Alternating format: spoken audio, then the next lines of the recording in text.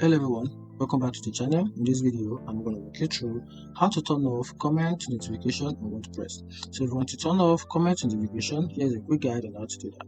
So you have to head over to settings, then from the settings, tap on discussion, click on discussion.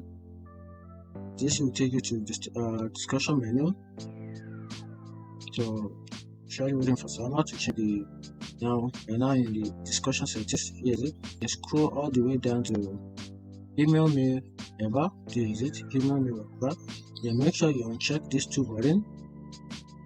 Anyone post a comment, so you not receive a notification or you not receive a comment, or also you can also turn this off, which is comment is held for duration. You can also turn this as well. In fact, turn all this button because all this actually sends mails to your Gmail. You send notifications to your email almost every time whenever a new visitor comment on your website. So when someone will blog one of my posts, you get a notification. When someone subscribes to your blog, you also get a notification. So to avoid too much notification, just turn this off.